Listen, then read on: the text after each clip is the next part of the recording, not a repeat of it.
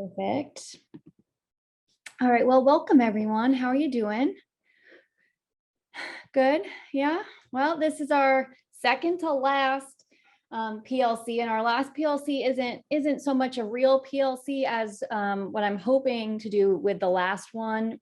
Although I will be happy to help you with collaborative grading or being a second pair of eyes on your essays, like always. I'm hoping to, while we're still on Zoom, to actually use this last PLC as a time to preview changes to the next year so that you actually have the summer to prepare, because announcing those in September is just too late. So even though we've blocked off a 3-hour period for that PLC, I don't think we will go anywhere near that amount of time. I suspect it will be a very short PLC, but it is going to cover important information. So that's kind of my thought for that last one. All right, so to kick us off, I want to go over a few things with you that I attempt to screen share somehow. Okay, here we go.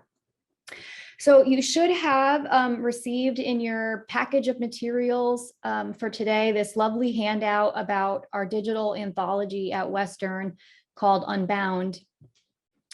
The reason I made it is because if you've been here for a couple of years, you know I normally send out an email and I ask all of you to send me some of your best papers to consider for publication in the anthology. I publish a new issue every single year in the spring.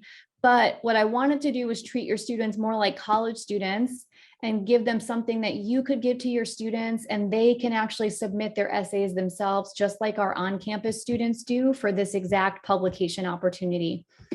The only students who will be eligible from either your 121 or your 122 classes are students who receive a score of a 3 from you. So that piece is important. They can only submit one paper, right? And it's important for them to know that their paper is not going to be evaluated by you in any way. It's going to be evaluated by me and Samantha. So it'll be evaluated by 2 members of our team, of the first year writing team. They can start coming in now. So if you already have students who have received their score from the first half of your school year and they want to submit a paper, they can do that now, and that's awesome. I need them definitely no later than June 30th. Ideally, I would love for them to submit their paper via this Google form, because that saves my inbox from flooding. So it's really, I shifted to using it this first time for my own program. And it's been a game changer for me just in terms of the volume of emails I get. If they can't figure it out, they can email it to me, and that's totally fine. And then I will let everyone know. So they'll receive an email from me about the status of their papers as soon as Samantha and I make a decision, but that will likely be no later than early July. So you can give this to your students, hand it out to them. They can submit their own papers. You can still you can still recommend papers. You can still send me papers. But I would like to shift our culture a little bit in the ways that we can to let your students feel like they're participating in the college experience. And our on-campus students nominate themselves. My teachers don't send me papers. The students, like, they might send nudges to students, please consider submitting your paper. It's super great, but the students submit their own papers to me. And so I want to give your students the same opportunity to do that. And I save at least one slot. So far, it's been one slot because I normally only get like at most 2 papers from all of you. So I normally it's been one slot so far. We'll see what happens with this new time where we try this new model. We'll see what happens. But I save at least one spot in every volume for a Willamette Promise essay. So far, it's been 122 papers that have been published in the last 2 volumes. But I'm happy to consider 121 or 122 as long as your student received a 3 from you. And that's, I don't think, treating them differently than our on-campus students. In general, the papers that get published are the papers who have received higher scores from their teachers. That is by far the trend, right? It's an anthology of some of the best student work coming out of first year writing. So that is the first thing that I'm excited to share with all of you. And so I hope that you will share with all of your students, because I would love to see a little more papers come in, some more options come in, so that we can represent Willamette Promise in this way too, and some of the great work that your students are doing. Questions about that at all? Okay, if you have problems with any of the hyperlinks that are on there, let me know. They should all work, but you know, you never know with technology anymore. Second thing, screen share again, maybe. All the papers we worked on last time are up on the website for you under the student writing page, and they're actually in 2 places per your request. So if you look at under the annotated sample papers, you're going to find the 3 papers that you worked on in your groups. They specifically have the titles and say annotated after them for clarity. But if you scroll up to the card before, that's just sample papers. The same 3 papers are posted under 120. Oh God, they're in the wrong spot again because they're 121 papers. All right.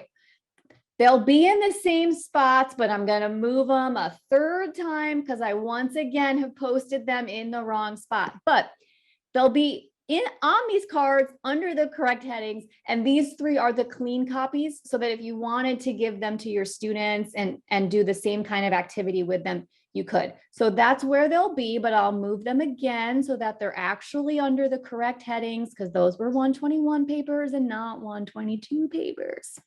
So hang tight because I'll shift those, but that's where they'll be. So you'll have the annotated copies and you'll have the clean copies, so that you could do the same. You can show them either, whatever works best for you and your students. And I will do the same thing with the copies that we do today, and hopefully we'll post them in the correct location the first time. Save myself some trouble. So that's that. And then the last thing, which I'm excited about, hang on, let me get the link for you so that you guys can open it as well.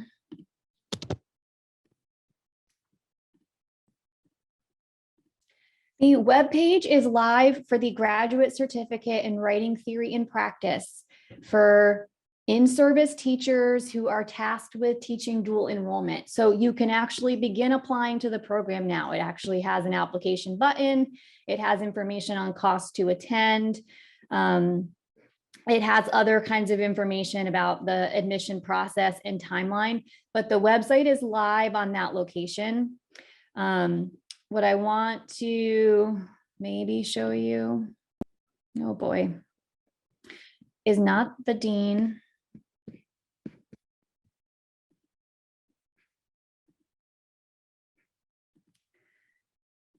Is no buttons actually work when you're trying to click on anything.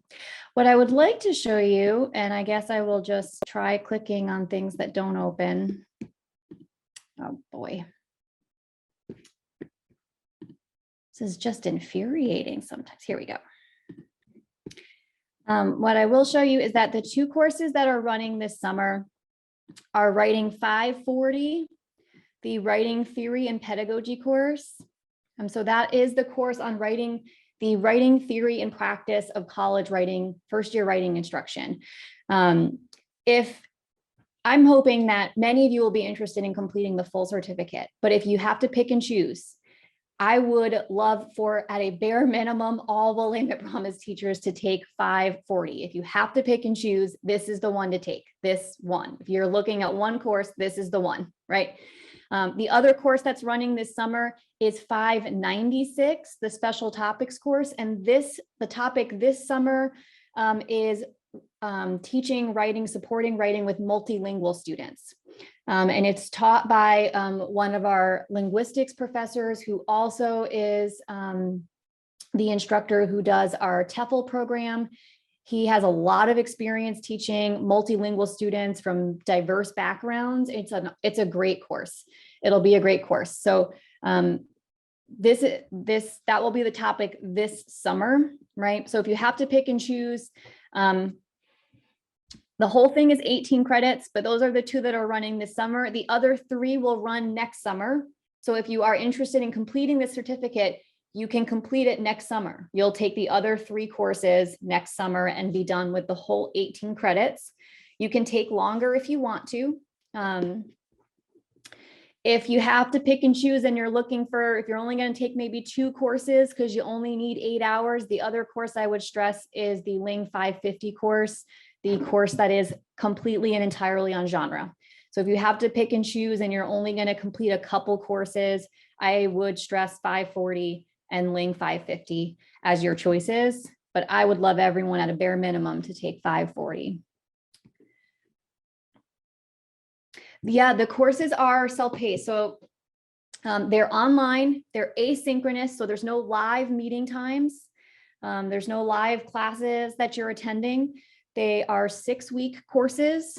So it's 6 weeks in the summer is the full course. So it's a 10-week course condensed into 6 weeks. So it's a pretty intense graduate course, but it's a 6-week online course. So everything is stuff you'll complete on your own in whatever pacing and deadlines are set by the instructor. But there's no live meeting times, no classes that you're going to, you're not sitting down to a Zoom class or anything like that. All the material will be on Canvas for you, and you'll kind of complete things as they go. Other questions about the program, the courses? You do have to complete, you have to complete your work by whatever deadlines are set by your instructor. So if there's work due every week, then you have work due every week and you have to meet those deadlines, Lynn.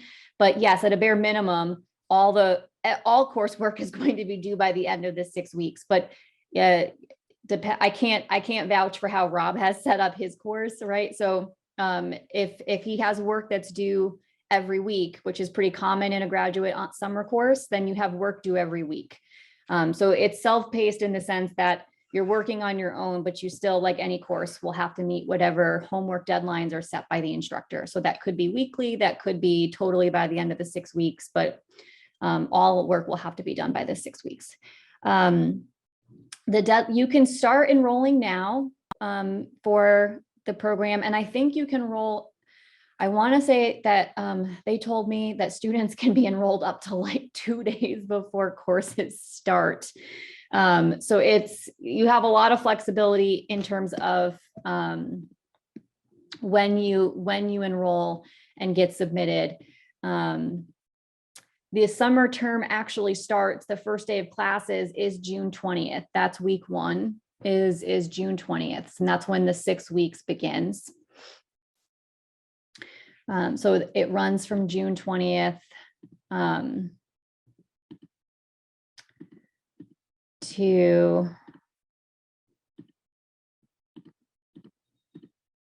hang on, I just had it in my calendar here, to July 29th, I believe, is the end. I think that should be 6 weeks right there. Yep, 6 weeks. So June 20th to July 29th, that's the 6-week summer term. Both courses are running at the exact same time, right? Same time frame, same 6 weeks. They're both online, asynchronous, no class periods, no Zoom meetings. You just will be in the Canvas course completing whatever work is in the course for you. So you can do both courses at the same time.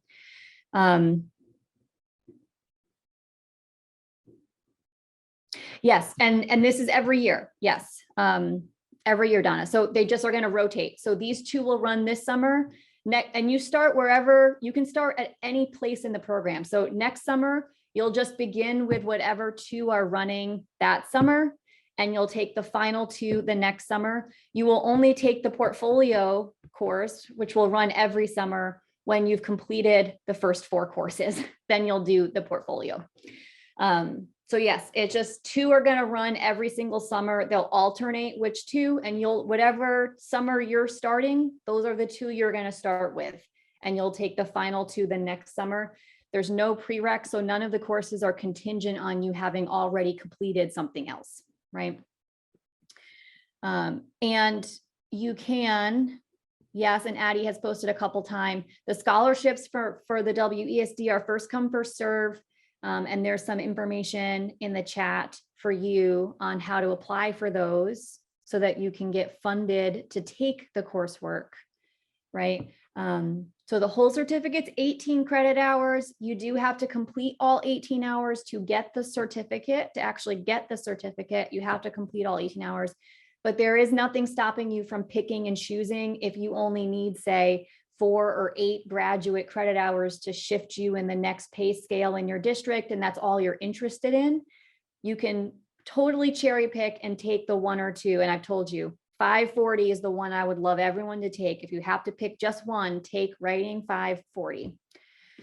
The cost is on the tab. There should be a tab for cost of attendance that gives you the graduate tuition rate, which I do not know off the top of my head. It's a standard graduate course. There's no special or weird fees, so there shouldn't be any hidden surprises like some other courses. Other questions about the certificate, the summer classes? The enrollment is open now. I think there's already at least, I don't even know, there's at least 1 student in there because I let them in. So they do have a cap. So I believe they're capped at 15. So everyone may not get in this first summer. So right now, if there's a super high splurge of demand, we may open a second section, but right now we're running just 1 section of both of those classes, and there are only 15 seats available. So if you know for sure that you want to do it this summer, I would go ahead and get all your ducks in a row, apply for the WESD money and get your application in. Because we will do kind of rolling admitted, like kind of, I think admissions will be rolling. So as soon as you're admitted, you're going to have to fill out that special, complete your graduation plan with me. Because apparently I do that with everyone. I'm the program coordinator. As it turns out, that was a fun surprise. Certificates have program coordinators. Did not know that. Turns out that's a new thing I get to do. So once you're admitted, you'll have a little special meeting with me. Anything other questions, other thoughts, concerns, things you need? Okay, if you think of something, you can always shoot me an email, but I think there's all kinds of information on the web page that I put in there for you, in the chat for you. That's where you can kind of land to get information about their certificate. If you think of something as you go, let me know. Addie can answer all questions about funding from the WESD. I can answer no questions about that for you, but I can help you with WU related questions about, getting admitted, or I can put you in touch with who you might talk to about those things. One thing I will say that I know on the WU side, Lee, because the registrar's office is in flux right now, Amber Dietz, if they send their application directly to her, which any of you who are interested, just send me an email and I will email you her email. For the non-admission, it will go a little faster if you send it directly to Amber, because she's going to prioritize getting our teachers through that process. Yes. And Amber is awesome, because we've also had to find a workaround to even get the website live for you right now so that people can apply. So Amber is fantastic. And we'll get you in so that we can get this first round of courses up. But yes, the plan is every summer from now on, there will be at least 3 courses running, 2 courses in the portfolio, so that you can finish. You'll finish within 2 summers, no matter when you start. All right, well, if you have other questions, let me know. But I got that live for today. So Amber did, but we got it live for today. And we're excited about it, so that you can go ahead and get applying for this program if you're interested in doing so. The only other thing I'll mention that I am working on is the welcome video for your students. So I'm going to work with Marcom to make a nice kind of welcome video with me talking to your students. And so I hope to have that as a material for you for next school year, so that you can start off and have something to show your students, so that they know there's a real person behind the program. And so I'll make a nice little kind of welcome video that you can start showing your students. And so I will have that for the next school year. So it's kind of in progress, but that is the plan. Okay.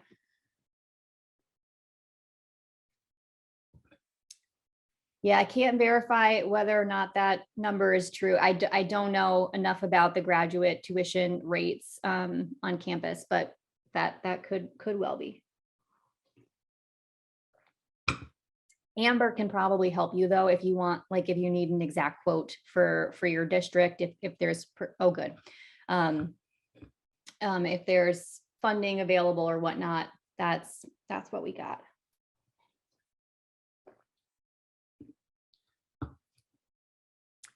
But hopefully many of you will be able to take advantage of varying scholarship money available through the grant that the WESD has.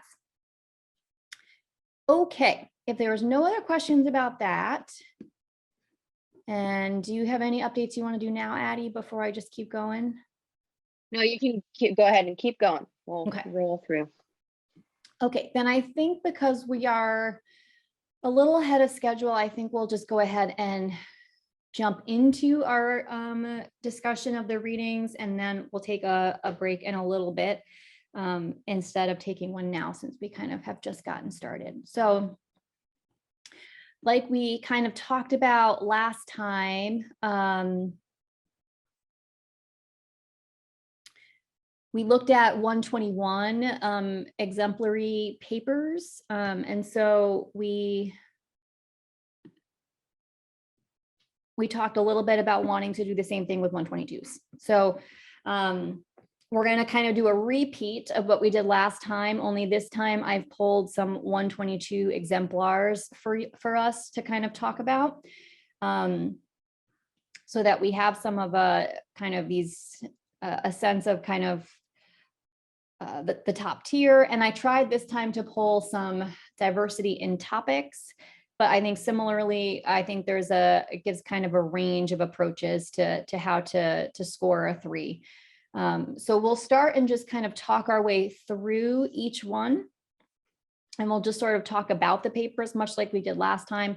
Then we'll take a break, and then we'll do breakout rooms again and do some group annotating of just one paper. And then I will post all of the models to the website in the correct spot, and you will have a lot of then clean copies and annotated copies of 3s that you can point to with your students. So those will kind of all be available for you on the website.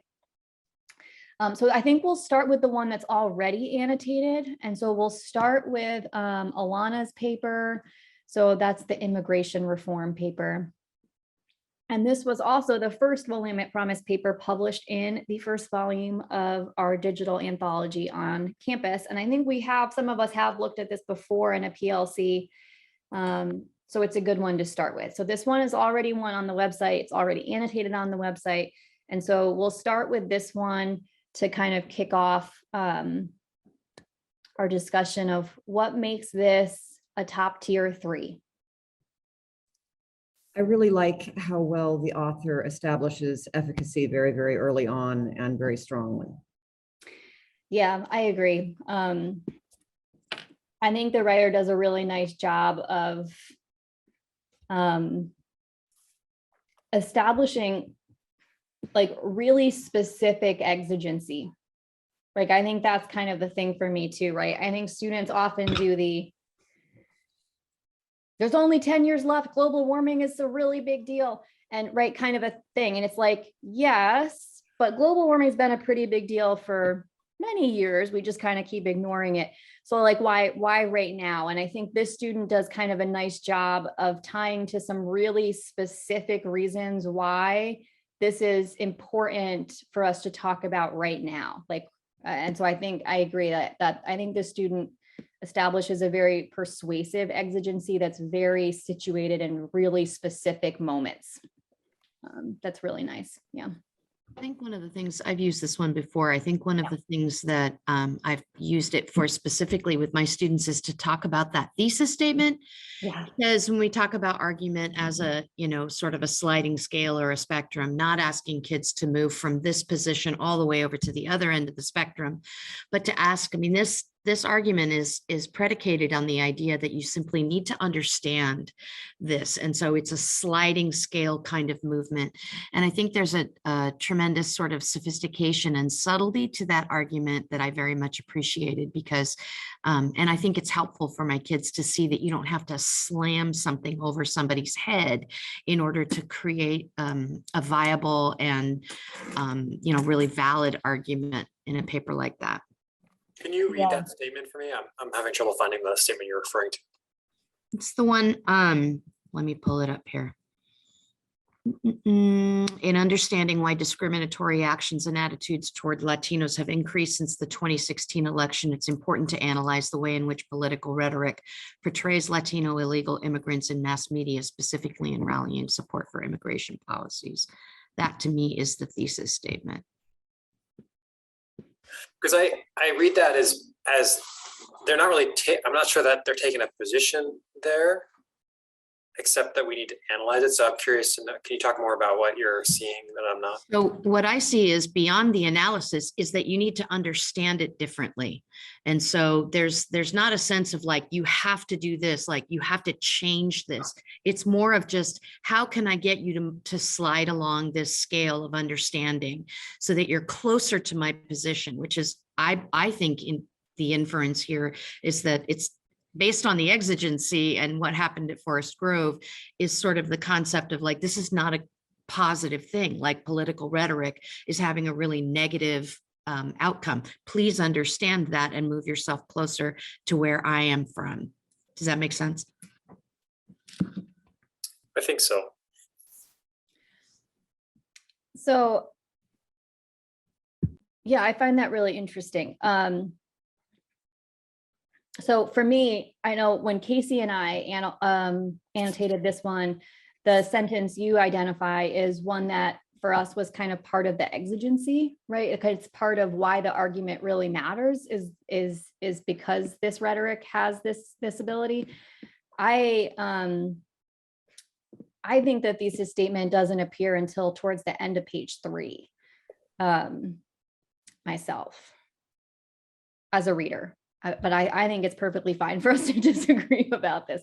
But for me as a reader, I think the thesis statement of this student is really the one at the end of page 3. If we as a country want to limit the inflow of undocumented migrants and drug trafficking, the two most prominent issues regarding immigration from the South, promoting primarily anti-immigration policies stemming from a largely nativist viewpoint will be counterproductive, and instead continue to cause division and hostility between natives and Latinx immigrants in America.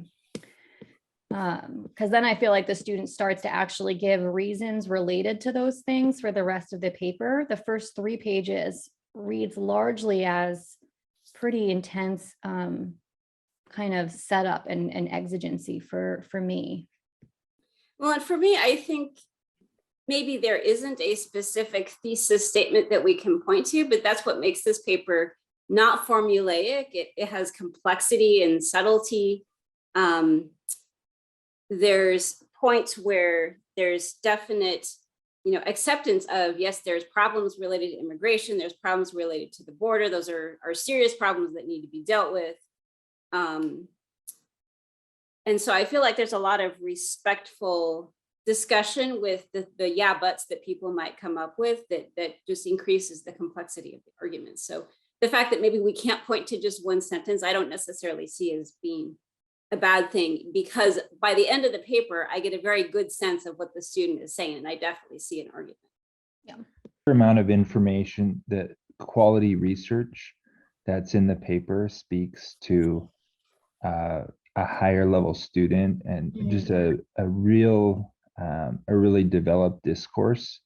And I just appreciated how, if there's an immediate kind of, there's a larger sense of hook, there's this present situation, this exigent demand, then I like how the writer dives from that in page 2 to defining this situation in terms of I think there was a Brown University professor or another professor that is mentioned, and it kind of develops the us versus them theory. It follows Yeah. this model. So it's like this, that's always what I want to read, is something that's immediately grabbing my attention and then pulling me back into a scholarly way of viewing it based on, okay, here's a current conversation. Yeah, I think I agree. I think that I mean, the paper is a couple years old now, but I think the student does a really nice job in that moment, right, of situating it within really current conversations. But I also really appreciate like how I appreciate the control the student has over their own research material, and that they are consistently using that material to advance their own argument rather than just summarizing research that exists, which I think is what a lot of students end up doing, is almost counting on the source material to make their point for them, right? We kind of have all seen that. Like I dropped the quote in, so you must understand what I mean by it. But this student, I feel like, is really doing a nice job of being very, it's not only high quality material before we had access to the library, but also it's, I think, a student who is making the source material work for them, work for their argument and their message, rather than counting on that material to do the work for them. And I feel like that is a really marked sign of a college writer, and not just a slightly more advanced student of their grade level, right? That is a college writer. On that same point, they're also using multiple sources to make the same point, instead of doing what I consider the lower level students in my class doing, where they're just one source per paragraph because, hey, they don't overlap things. And I like the integration of all of the different sources. Yeah, I agree. Like, I agree. I think this student has a strong amount of source material, and I think pretty diverse source material to kind of consistently come at points from different directions, from material that has different ethos for different audiences. And that feels especially important for a topic like this that tends to be more contentious for your potential readers, right? People who may have really diverse views on immigration. I think this student finds a really nice set of material and a nice kind of balance in how they talk about it, to sort of reach and kind of be sensitive to things that might alienate different sorts of perspectives on the issue. And I think that's a hard thing to do when I feel like the student must already have a good, strong opinion of their own. I think this does not read like some papers that I know people have sent me feeling concerned about, where it's just 100% passion from the student, right? Like it's all passion. The paper is just passion. And that's a beautiful thing too. Like it's great to feel strongly about things, but a passion paper is not always a persuasive paper, right? It is sometimes just it is just you ranting at no one. And I think this is a nice example of a student that I feel like must have a very clear argument and sense of what they want to say, but is very balanced, right? Is I think very, very balanced in how they approach it.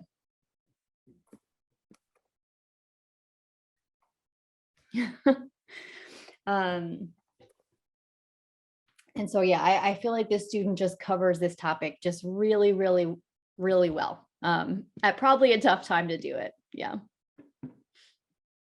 Even when you get to the end of the paper, I'm looking at the last 2 pages now, that the conclusion of the paper, it integrates so many of those things.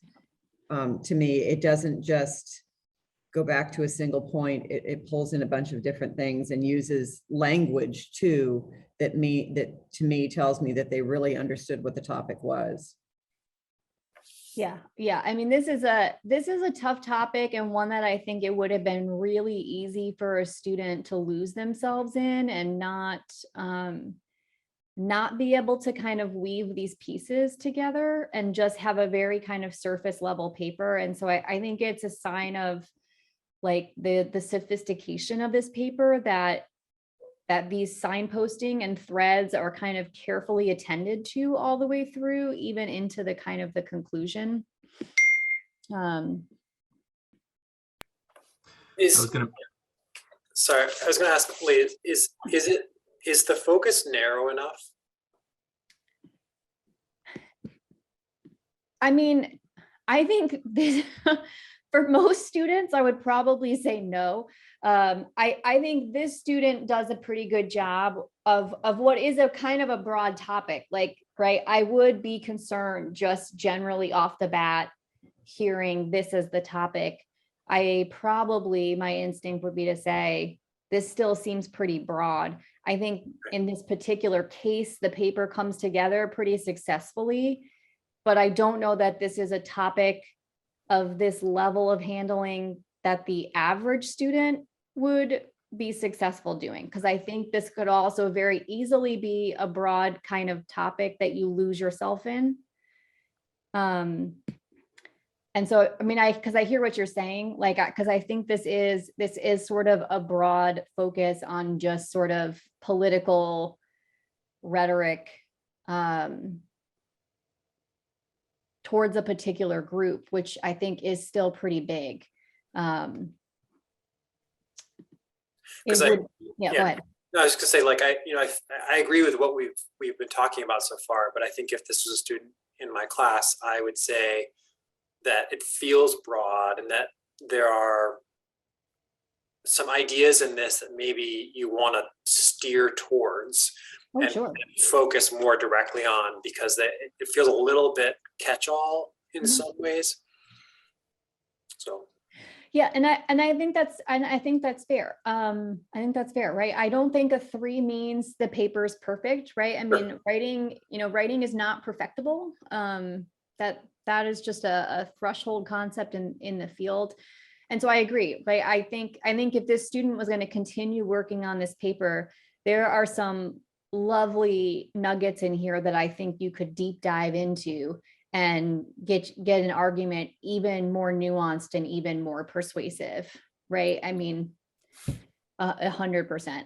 And I agree, right? Like, probably for me, with my own students, it's probably areas where I would have encouraged students, dig more here, dig more there. I think as a whole, the paper kind of assesses well as a 3, but I think it's fair to be mindful still. And I think those kind of critiques are valuable of places where even 3s can be better papers.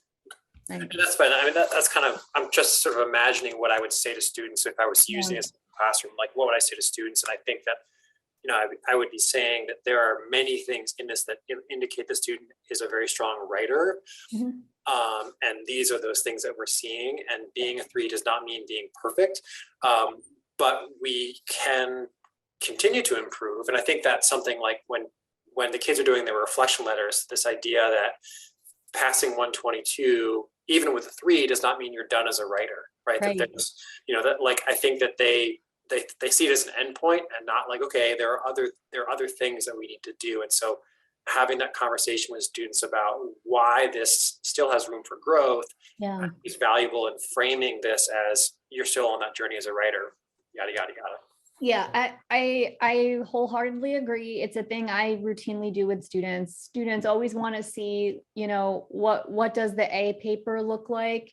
And that's a fine activity, but I don't like to bring in A papers that I have nothing to say about, right? So even when I bring in a top tier mentor text, I still want to be able to have material for myself that I can talk with my students about how this might be a top tier in terms of being assessed by the rubric, but here's 8 ways this could be a better paper, right? Because just being an A doesn't mean your paper has nowhere else to go, right?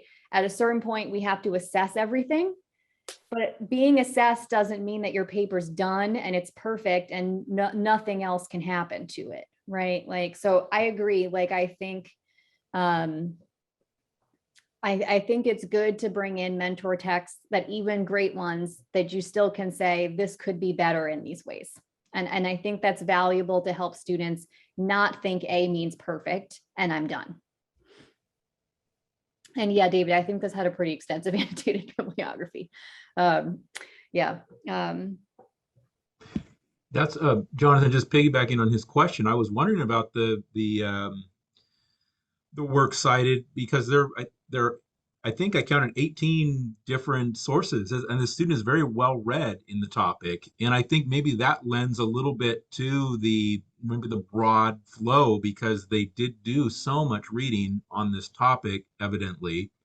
And as I'm going through the course for the first time with my students, I'm just kind of trying to guide them. Of course, they're asking the question, how many sources is enough? And this might be an example. Well, this is definitely enough. So I think that it kind of would kind of help answer that question a little bit. Why it maybe isn't more narrow, just because there are so many sources that were used potentially.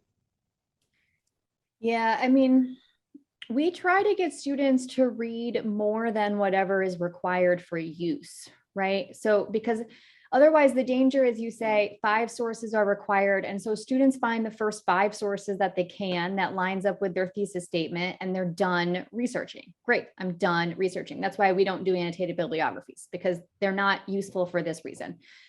We do a source journal because it encouraged students to do more research, which is what real researchers and writers do. You do more research than what you often actually use when you produce something.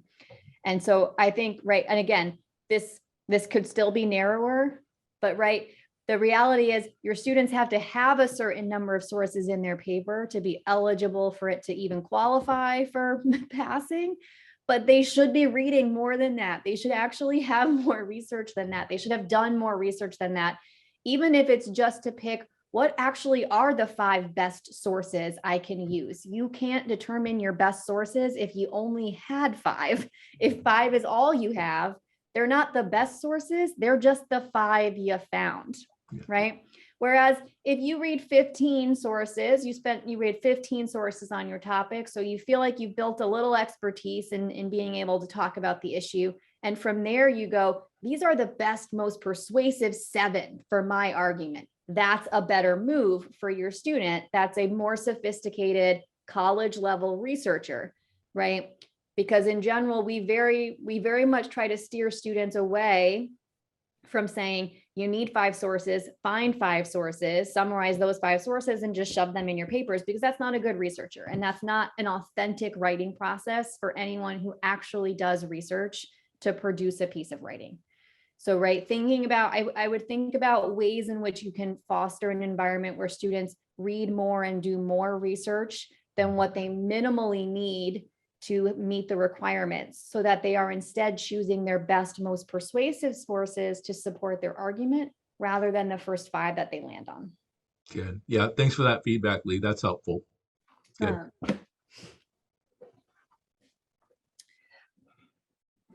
Is there a chance that we would be switching to a source journal instead of an annotated bibliography for Willamette Promise? Yeah, so like I said, in the May meeting, I'm hoping to kind of preview some of the changes coming forward. And so I will be doing some work with Samantha and Addie between now and then to sort of map out what that will look like for us for this next year. So final thoughts on this one before I move us on?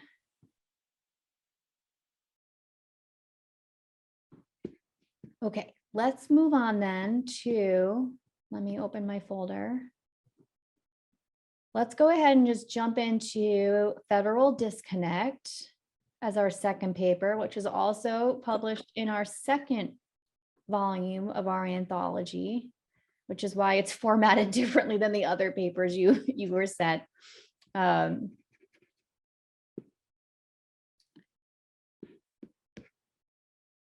Really different paper. So this is a really different paper. I tried to pull 4 that felt like good 3s, but really different 3s.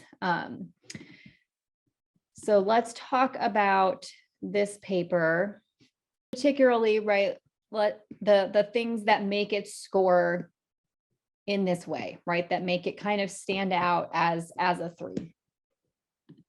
Not necessarily a reason that it's a 3, but I really like that it's a topic that isn't just mainstream, everybody's doing it. So I felt like I was actually learning something. Yeah. Yes, we're on Federal Disconnect, Lynn.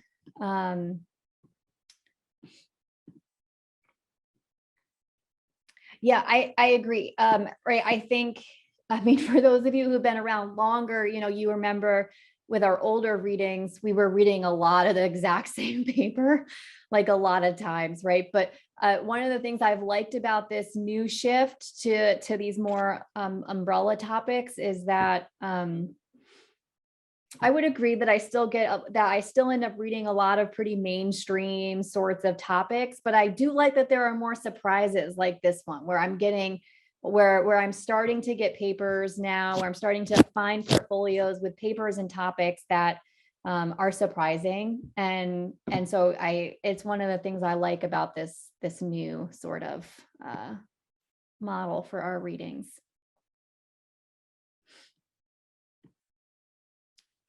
But yeah, what stands out to you in this paper? This one is more narrowly focused than the last one. For sure. Yeah. For sure. Yes, Tim. Yes. I felt like this one was really good in terms of developing the exigence and not just the current conversation, but linking the current conversation to the historical conversation, Yeah. which in some of the papers I read in the past, that piece was missing, like there wasn't that connecting piece. And so I appreciated that. I also felt like for the most part, there was really effective use of evidence, not just giving the evidence, but analyzing it and connecting it to what they were trying to say. I will say that the one piece that bothered me about this one was, what page is that? The paragraph about the Standing Rock issue, which is a different tribe. That's the Sioux tribe, not the Navajo. And the paper doesn't actually say that, which to me makes it feel like they're sort of trying to imply that that was the Navajo tribe, and literally all the other evidence focuses on the Navajo. So that piece did bother me a little bit. Yeah. But overall, I really like the exigence and the use of the evidence. I agree. I mean, I agree with you on both counts, but yeah, I do think this is a student and a particularly appropriate topic to have that nice marriage between current things sparking why it's important to address this now, but connecting them to that larger historical context that really helps inform their importance. And I agree that students are not always successful at doing that. It's not appropriate for all topics, but I think where it is, we've had conversations about that before, where students kind of cherry pick this one thing happened recently, so we've got to talk about this now, and they lose that larger, more sophisticated context, which also is just more persuasive. And then yes, right, like I think Standing Rock is, I think, a good example of a similar right. I think it's a good example of kind of a similar point you want to make, but I think it might not have been the most persuasive evidence that could be used just because of that, right? Different tribe, and not acknowledging it makes it feel like you're almost trying to use the evidence inappropriately, right? And so it's kind of that piece where it's like, you could have just acknowledged different tribe, but parallel kind of issue that we're seeing extend out. It's not just this one tribe that's impacted, other tribes are impacted. There's a way you could have done it more transparently, right?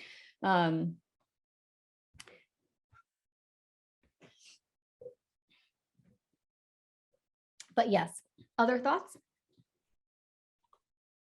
I thought the cohesion was very strong in the mix of topic sentence claims and transitions. And that's the first thing I look for is it the students' clear ideas? Are they coming across? And they do, and they build on one another. Yeah. No, I agree. I think yeah. This was a really smooth read. So was the last piece, even though it was broader. I think they both have had really strong signposting, right? And so really strong transitioning into how they're connecting their ideas together. And that is an area where I feel like a lot of papers score low for me. Lower than they might have even been scored originally, because there are a lot of papers where the paragraphs feel almost like a hostage situation. It's like, these are paragraphs that are being forced together, that don't want to be there, and there's nothing connecting them together, right? Like, and so it feels like a random set of ideas that you've sort of jammed into a paper, and they don't necessarily show, again, for 122, especially, right, a college writer for 122, students should have greater control over how their ideas are connecting together, right? And that piece, I think, is often missing from too many papers, but I agree, like this feels like a very, and again, still has flaws as a paper, but I do feel like this is a writer that is controlling how their reader is moving through the argument, and they're making an effort to kind of carefully connect those pieces together. Yeah. That was my observation. I was going to make before we spoke. Yeah. I was looking at page 4. This is not to say that, right? Right. And I'm seeing transitional strategies that are more sophisticated than next, or my following point is, or Right. the other side says, or whatever these things are. Yeah, I agree. I think there are a lot of examples within this that almost, if you're familiar with the book, They Say, I Say, right? Like this is almost a student writer who I think whether, and I don't know if that source material was used or not in their classroom, but this is a writer that honestly I feel like is using some sentence-based sort of strategies that I think just more academic writers use to signal more seamlessly their ideas from other ideas, how they're transitioning, how to acknowledge points. Yeah, it's a free PDF online, probably in tons of places. It's a great book that's mostly templates of how if you're not familiar with it, the editors put it together based on kind of a corpus analysis of kind of academic essays in a variety of contexts to see how is it that writers transition to acknowledge an alternate viewpoint. How do writers concede points? How do writers say yes, but, right? And so it's a bunch of template-based sentences where it's like, many others believe blank about like, and so it kind of gives students a sense of, it has limitations, but I think it can give students a sense of sort of linguistic rhythms that academics use and how they structure different kinds of sentences to make different kinds of points. And the templates at least are all free online. They're in many places. So They Say, I Say is the name, not an expensive book. But yeah, this writer has that kind of feel where I feel like they're using some of those more sophisticated signposts to kind of qualify their argument in ways that are not formulaic and much stronger than, here's my slightly longer 5-paragraph essay, but I mostly still have just the 3 points, right? Like I think this really shows, I think, more of that sophistication. Yeah. The other thing I would note, oh, sorry. No, go ahead. The other thing I would note is that I think this student is not afraid to let ideas exist outside of a single paragraph. Like our students are like, I have my claim sentence and I've got to contain everything I need in that paragraph before I move to something else. And they're seeing that they can develop that idea and the edges of that idea through multiple paragraphs and not feel like it has to be this self-contained unit before they move on to the counterclaim in paragraph or whatever it is.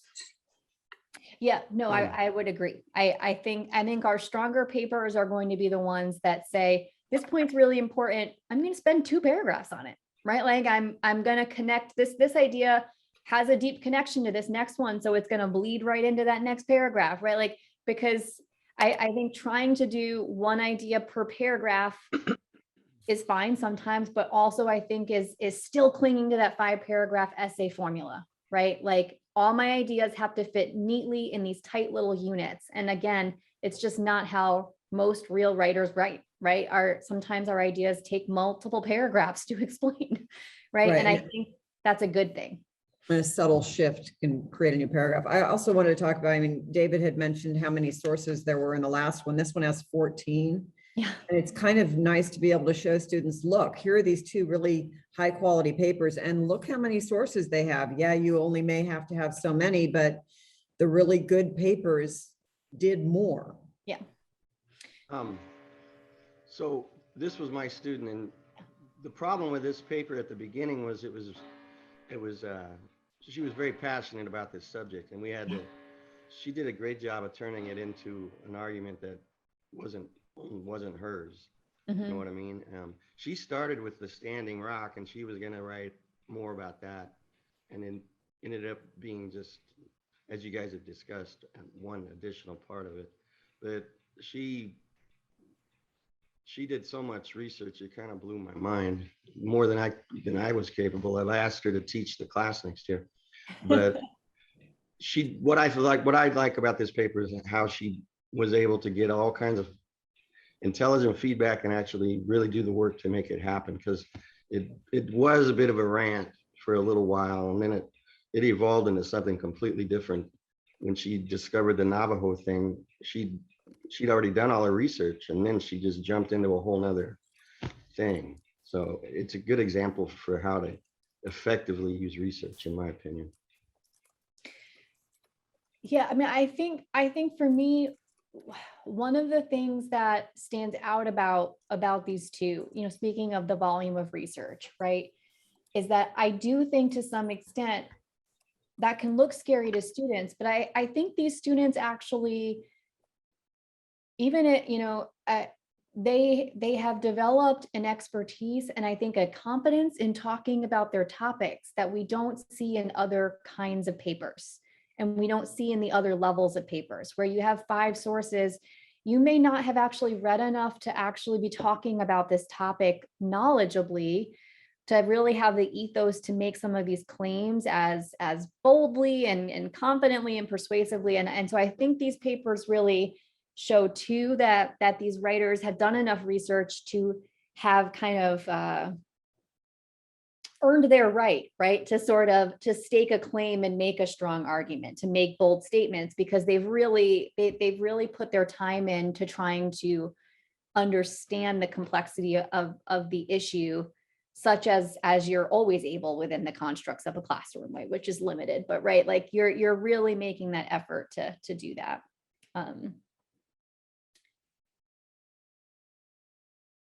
And I agree. I agree, Tim. I like the passion in this paper, because I do think passion comes through, but it does not read like a rant, right? It does not read like so much passion that all you're getting is a rant. I think there's the right amount of writerly passion for the topic without losing your balance. Yeah, and I do think one of the things that comes through, Lynn, in both of these papers is very clearly how invested the writers were in these issues, right? I think they read like papers where the writers care about these topics. They're not a random topic that they picked because it seems the easiest of the two to write about. Like, these actually seem like writers who very much care about these issues. Right? They care about these issues. And I think that's another thing to think about, how you can kind of cultivate with your students, because they do have a lot more freedom now. I do think there's a balance, though. I know a couple of you know what I'm talking about. We've seen the dangers of students who lose themselves in their passion for a topic that they believe that they know a lot about, right? But I think in general, we often do better writing when we're invested in a topic, if we can find and maintain that balance, right? If we're able to hear constructive feedback and do stuff with it. If we're so passionate about it that we can't hear anything beyond our own echo chamber, that's not a good topic for that student to be successful. But the other thing that you might think about, speaking of to David's point, when you have a student like this that starts messy and ends great, you might think about trying to, for yourself, get permission to save all those draft iterations, because it's sometimes a really good mentor text for your students to show them how bad they can start and still get to a good place, and to kind of see the transformation of the exact same paper over your term, however long it is. I've done this with students before, and it's really effective. I use the same student model for the entire class, because then they can go, look, this is where they started with their on-demand. Here's what their first draft looks like. And we just kind of follow the same student all the way through as we go. And so you might think about when you have one of these beautiful transformation stories, thinking about trying to grab the whole package from your student, all the little pieces, and use them as your mentor the whole way through, because you can really illustrate for students what can happen if they'll put the work in at those different points. And so those could be really great mentor texts to hold on to. Okay, final thoughts on this one before we move on to the next one.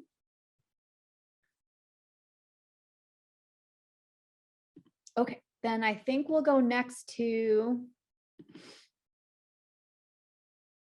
let's go to the wrong change next.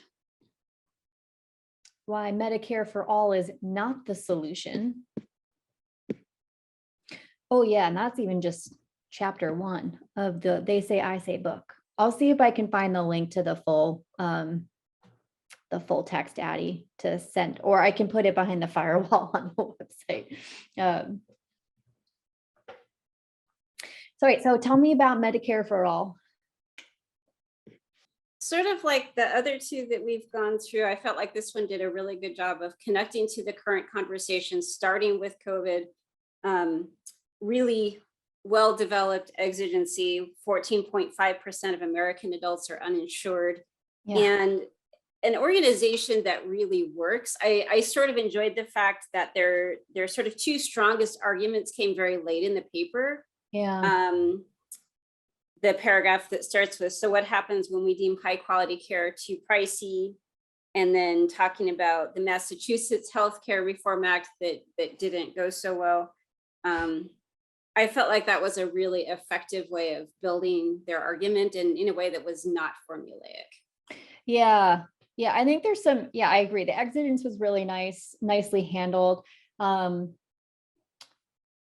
I'll say too, right, as someone who believes in that healthcare is a human right and that we should have universal healthcare, I still pulled this paper as a 3, and it's arguing, right, basically kind of that, and Medicare for All may not be the model to achieve that, right, but so it's arguing in some ways even against what some of my own personal beliefs, and I still pulled this as a 3. I think the student does a nice job of controlling their argument and making really persuasive points, I think, about it. And I like some of the language that they use, right? Though Medicare for All is an ethically attractive reform, right? I think that is really, I think it's nice language. And I think it's nice too, the nuance of what they're talking about, that right, they're not just landing on it's too expensive, which I feel like is normally the biggest kind of critique I hear. I like the kind of focus on there'll be less specialization. We'll see further marginalization of people already marginalized by the healthcare industry, right? Like, and so I thought the student did a nice job of trying to find some nuanced critiques to the problems of this particular package, right? The Medicare for All package. So yeah, I thought that was really nice. How about others?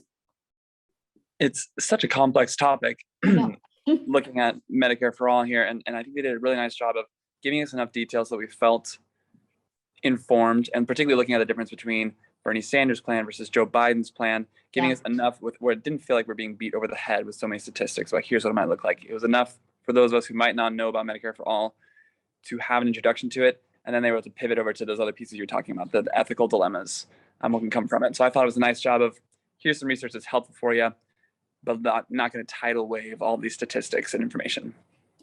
Yeah, my fear would have been 100% that this was going to be an about paper. This paper is going to be about Medicare for All, right? And nothing else. Like, you're just going to be reporting on it. And I think that would have been my fear when I heard the topic. And I think the student, I agree, does a nice job of giving us enough contextual information to ground the argument that they want to make about the critiques for a topic that is very complex, much like I think in some ways the other two that we've looked at. These are complicated topics. And there's a lot of danger of losing yourself in just reporting information and not actually making an argument. And I think all these writers have done a nice job of finding that balance. For me, that the counterclaim example with Mitt Romney and Massachusetts Healthcare Reform Act, Yep. that identified, I thought, a valuable counterclaim situation where it's like, okay, you think we're moving in this direction, but it's not what you think. There's some flaws. The costs went up. The actual coverage was questionable, and here's the result. So anytime a counterclaim is situated in such a way that there's an on the ground reality to it, it's not just an idea, it matters, here's how it worked out, that I think that becomes very convincing for me as a reader. Yeah, no, I agree. And I think what's nice about this whole section is the span of 3 paragraphs, right? Massachusetts is 2 paragraphs long, right? They don't box that into 1 paragraph. And I really like that they, towards the end of the 2nd paragraph on Massachusetts, when they include the law professor Nelson, the 3rd paragraph starts with, like Nelson mentioned, and kind of, so I feel like it's a very controlled movement of a long issue that is not boxed into 1 tight little paragraph chunk, right? And this is another paper that has a longer works cited page than the minimum required sources. This is a trend, I think, in papers that are accurately scored as a 3. So, again, there's some discrepancy in that. There are some 3s I looked at that should not have been 3s, but we're still passing. And so that's not a huge deal. But for papers that are well scored as a 3, I think this is a trend. They do more research than what is required. I think if this student had proposed this as a research topic to me, and I would have been like, let's think about it. I know. Because the students who want to write about things like Medicare or the health system in general, it's so Byzantine and complicated that my response to them usually is like, you're going to have to do a lot of reading. Either you're coming in with a huge background knowledge yourself, or expect to do a ton of reading about this, because it is extraordinarily complicated. And I probably would have been like, let's find something else instead. And so I'm impressed that they were able to get through this without being reductive and without, confusing policies. They threaded a needle some way that is sort of surprising. Yeah, no, I agree. I agree. To be honest, all 3 of these papers, so far, I think are pretty complicated issues. Healthcare I think talking about healthcare is especially hard. I think talking about immigration is especially hard. And I think these are all students that did a really nice job of trying to be pretty nuanced, right? With how they talk about their argument. And again, there's ways that they could be more nuanced and even, everything can be more, but I think for the parameters of the assignment and the time that you have and the classroom environment, I think the students did a really great job of trying to navigate these complicated arguments really well and thoughtfully. That's one of the things I think that I'm most impressed in these, because in reading the papers that I'm reading right now, so many kids, they have such passion for it that they can't turn that off when they're presenting the opposition. And so it comes out snarky or insulting. And it's like, no, you can't do that. And that's a hard thing to learn, to present the opposition without bias. Yeah, I think, because I think these are good models for that, because I think students often think counter argument means complete opposite of what I'm arguing, right? I have to do black and white, right? Black and white. So I argued for it. I have to just argue against it.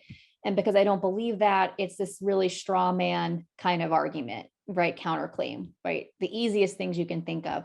I think these are really good examples of how writers try to complicate their own position, right? By pointing out, right? Like, it doesn't have to be the counter argument does not have to be, it's not even written in your rubric as a counter argument. It does not have to be the opposite position to what you've argued. It's alternate viewpoints, other viewpoints, right? So really, writers need to be able to complicate their issue, even their own position, they need to be able to complicate, right? So it's even being able to acknowledge, right, that there are things that are attractive about the Medicare for All package, even with the student having kind of talked about those things. So I think trying to move them away from thinking counter argument, I have to argue the opposite of my position, and think about how can I incorporate other viewpoints to add complexity to this conversation, add nuance to this conversation, right? And get them away from how they've always thought about argument, which is for and against, right? Because that's how our students have always thought about argument. And that's argument really is a conversation with lots of different viewpoints, right? Because it's not really about trying to win, it's just about trying to advance the conversation. And so thinking about, I think these all do a nice job of giving us papers that aren't just wildly shifting gears to say, some people, I guess, are for this terrible idea I'm arguing against, and here are the reasons why, because that is, again, it just feels really superficial. But instead saying, okay, so I'm pointing out some problems with Medicare for All, but here are some other ways that we could add complexity to this conversation. Here are some things that are attractive about that, right? Like, and so just thinking about it, I think thinking about the rhetoric we use in our own classes to even talk to students about this part of the rubric might help. And I think all of these writers do a really nice job of I think giving us illustrations of that aren't just the wild shift to the complete opposite viewpoint, which I think for whatever reason is the tendency of students to go opposite. Final thoughts on this one? I just had a quick question, and Sure. this probably goes beyond the paper, if that's okay, but Totally. for teachers or for advice for you, if we're looking at constraining or kind of guiding students towards a topic choice in writing 122, Yep. what are some just general suggestions on that? Because these are great topics, and they were guided towards those in a certain way. I'm just trying to think about that setup. Yeah. Well, I'll let some of you answer. Do you have ways that you guide students after their kind of on-demand responses, how you help them kind of direct them towards topics? I always tell them narrow it, kind of like what Jonathan was saying with the Medicare argument. If you can't get your hands around it, you're gonna go down. And again, if you don't come with background knowledge, you're gonna go down so many rabbit holes. Trying to, it's like 1,000 miles wide, but an inch deep. And if you can get that topic narrow, so like I chose criminal justice and privacy and freedoms. And so think about criminal justice, like that huge umbrella. So I told them immediately, you can't reform the whole system in one paper. That's a college thesis. That's a master's program. That's a doctorate. So pick on something like bail, like something that absolutely like destroys lives of most normal people who get picked up. Talk about how to reform just bail, how to reform just sentencing. Now, all of those things are sort of like connected, but at least you can get your hands around it. You can start to argue it. And like what you said, is you can start to find real world concrete solutions that can be enacted upon, and that possibly, and if you take other countries, maybe states, other counties, where it's been tried, like it has been proposed and it has been tried on some small scale and shown to actually be more effective than the system that's in place. Yeah. And so I always say, like, narrow the focus, like think about how many sources, how much reading, how much you're going to have to do, and make sure you can get your hands around it, so that it'll come out that way. It'll come out as a controlled paper. We actually walked through the research guide that the library put together, and going through the first few pages of that as a class, like having them spell out the difference between search and research, and then it goes in the types of things for setting up your questioning, that actually prompted a lot of thought in helping them narrow. And a lot of them were questioning about like, oh no, I'm too passionate about this, I need to step back a little bit. And so it actually prompted a lot of good thought and discussion to just go through that, the handout from the library. I found being really responsive to the kids' identities is important in this process, knowing who they are. They may not be aware that some situation exists that they would connect to in that realm of that, whatever that topic is, and be like, hey, have you heard about this thing, right? And sort of kind of opening some doors for them based on what their identity is, and making them aware. But then at the same time, when I start doing some research, saying, can you be objective about this? Now that you're aware of this, can you be objective about this? And if they're not, sometimes pulling them back from those kinds of things before they get too far down that road. But oftentimes that they're just not aware these things are out there, and I think our role as adults is to help them be like, there's this thing that I think that you would really gravitate towards and you'd want to spend all this time on because it really connects with who you are in some way. Yeah. One thing that I've learned after doing this for a while, I try to get them to forget the on-demand essay as fast as possible, because it's such a new thing for them. They get stuck in on-demand essay talk, but it's a great starting point for all the brainstorm and all the discussion about how wide open is this door that you could walk through. And you probably should just forget that you wrote an on-demand essay. Just know that this is where we're going to start. All right, I think we'll do our last one and then we're going to take a break. So let's do number 4, which is hybrid learning. Another paper situated in the world of COVID. And so let's talk about hybrid learning, and then we'll take our break, and then we'll come back and do our annotation activity. So tell me about what makes this paper work as a 3.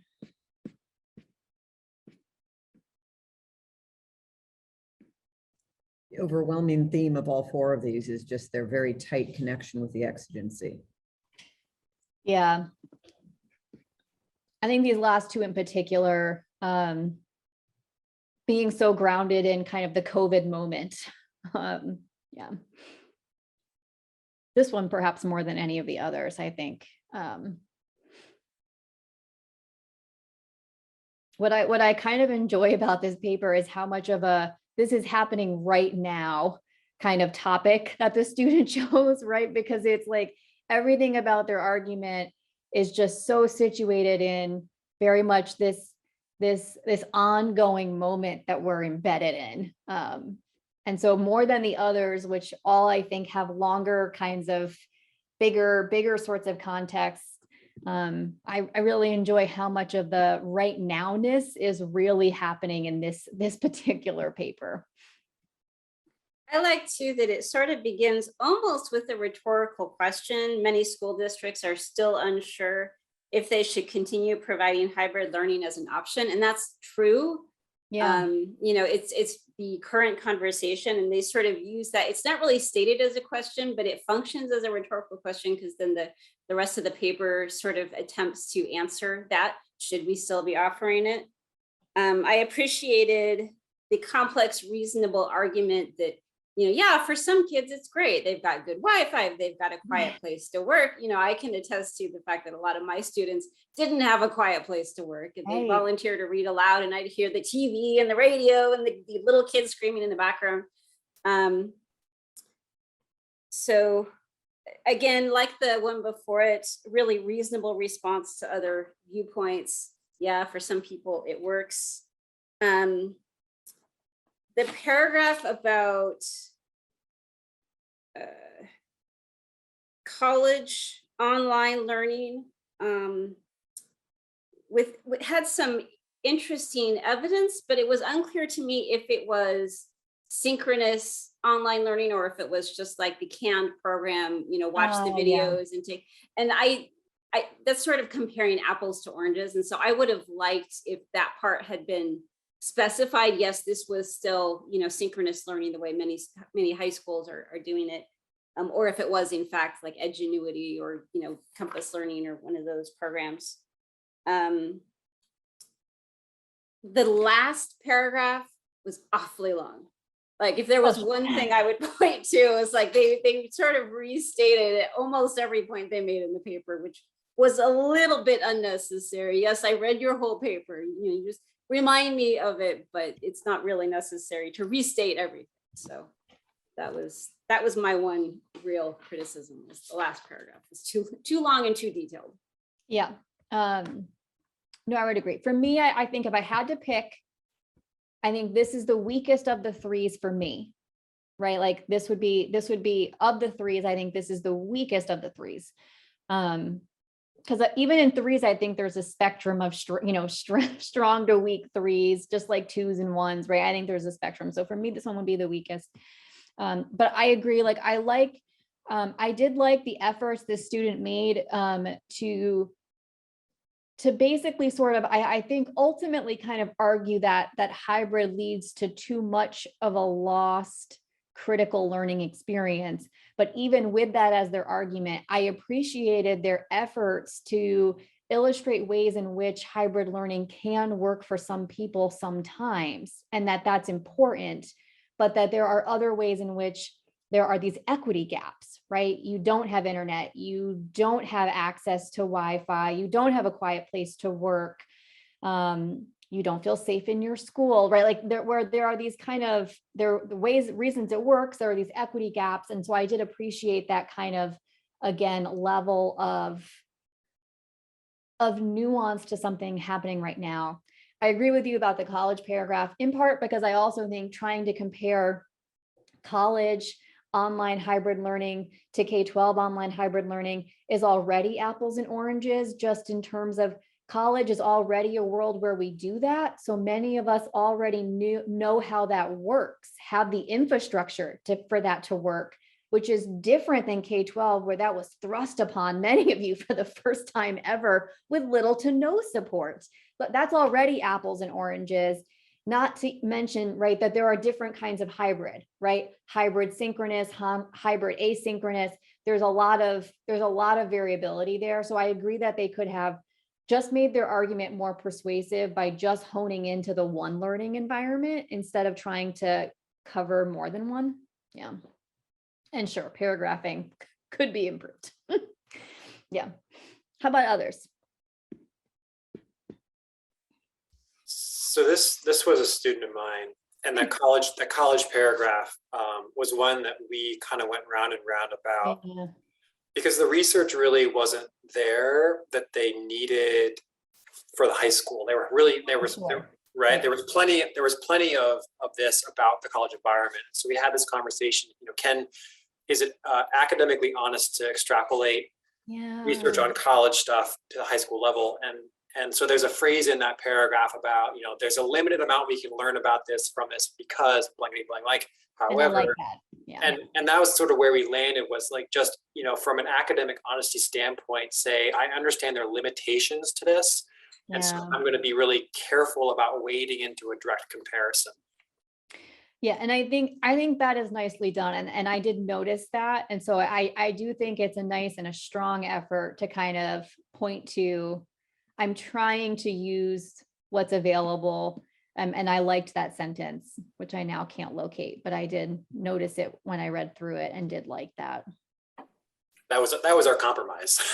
No, but I think that's a good way to do it, because you're right, that research doesn't exist. And so I think that's the good frame to have, right? Like, yes, there are problems with trying to use this to say it totally lines up, but it's the research that's available. And so we can use it to sort of get a picture of some of these issues, right? And so I think that's a nice way to do it. And again, what researchers do when we're trying to find parallel scenarios so that we can use some existing research to inform what we don't know enough about yet, right? And ask some critical questions. And so again, I think it's an effort at a student doing a college level move, right? A college level research move.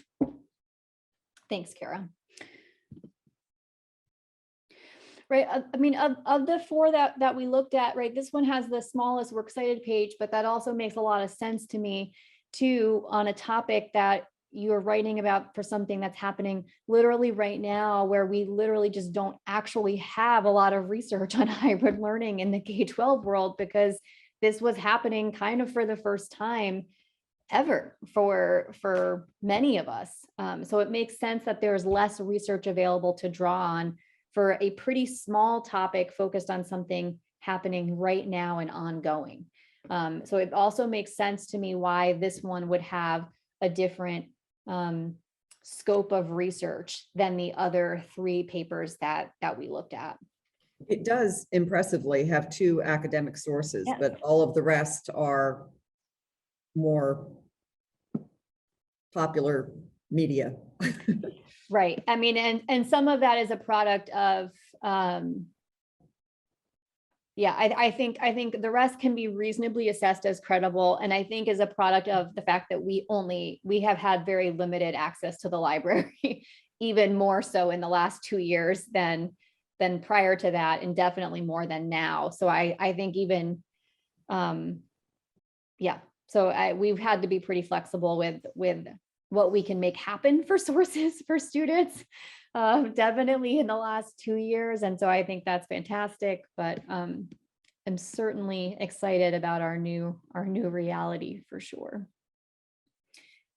All right, friends, I think we should go ahead and take a 15-minute break, because we didn't take a couple shorter breaks. So let's take a nice good 15-minute break, and then we'll come back and do our annotation activity. So we'll come back at, say, 10:50. So we're going to do a repeat of the same kind of activity that we did last time. And so I'll have Addie put everyone in breakout rooms. You'll get just one paper to focus on, and your task is to annotate the paper, right? I think the thing I would encourage you to do more of this time that didn't happen as much of last time is, rather than only leaving textual comments that comment on something working or not working in the paper, try to also signal the rubric language, because that's helpful for students to get a sense of why that textual feature scores a certain way. So you can look at the model on the website of Alana's paper, because that's one that I annotated. And so it has both comments about what's happening in the paper, but also the rubric language and scores. I think this is especially helpful so that students don't get a sense of a 3 means I got 3s down the board on the rubric, right? Because a 3 can also be a paper that's heavily weighted towards 3s, but might have a 2 in a couple categories, right? So it's not a perfect paper. So you might even think about assigning just one person in your group to be the one that responds to comments with the rubric language and score. Right? You can do it however makes sense, but I would try to do both, because I think that's the most helpful for students. So we've got 3 papers. We're not going to do the one that I've already annotated. And so Addie will put you in groups. Everyone will get just one paper to focus on, and we'll give you 15 or 20 minutes to do your annotations, and then we'll come back for kind of final wrap up. Okay. Cool.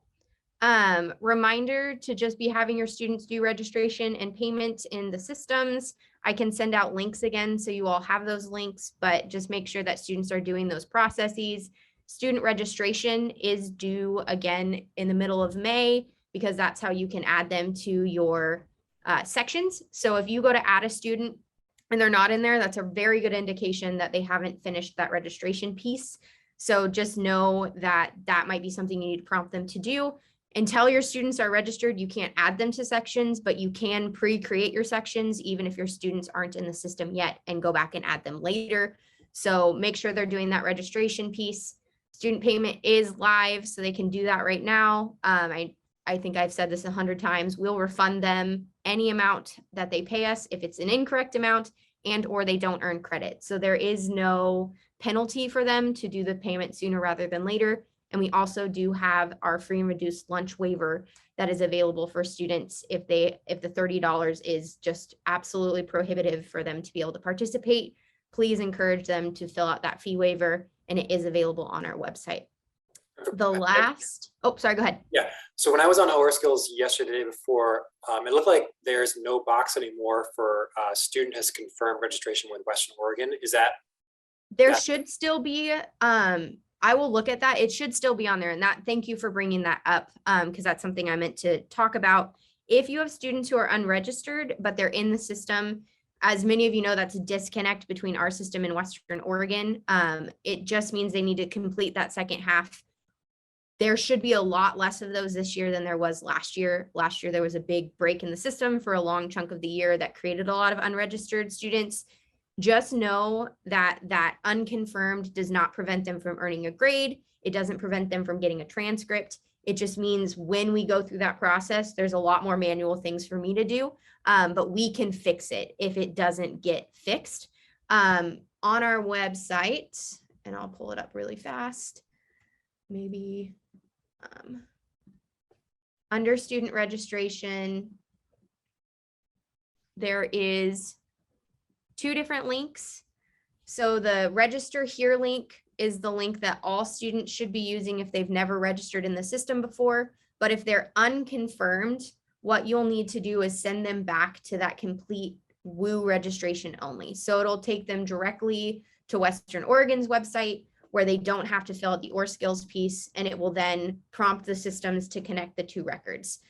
There has been a few very limited where the student has completed that, but they're still not reflecting that in OR skills. Please let me know if that is your student. We'll get that figured out. It's just a weird glitch in the system, but again, that should not be happening on a large scale. Does that make sense? And Jonathan, I'll check specifically why you're not seeing that in your section. Any questions about that piece of it?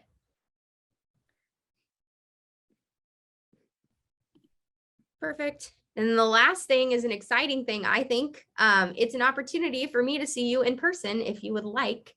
We are returning to in-person grading day at the end of the year, where you can come to the ESD on June 2nd, anytime between 9 and 4.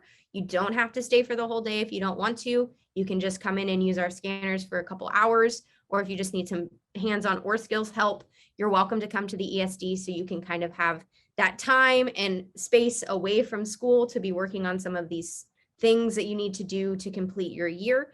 Again, that's June 2nd. So you're welcome to come in anytime that day. Adam will also be there. That's been like a selling point for a lot of people because they want to see Adam. If you've been like, man, I'd love to see that guy's face, he'll be at the grading day. So come see us. I would love to meet you in person. I haven't gotten to meet a lot of you. I know for some of you, you live really far away. So if you can't come in person, that's totally fine. We will also have just kind of a virtual space if you need to jump on, ask a question. That is also going to be available, will be available online. But that day is our staff are dedicated to helping you get through that last of the year administrative processes, which we know is a beast and we appreciate you doing. So we want to help any way that we can during that time. And of course, outside of that time as well. Questions about the grading day? All right. If anyone has questions that are specific and you want to stay on, I'll still be on the call. But the rest of you have a lovely rest of your day, good rest of your week, and I hope to see you all soon.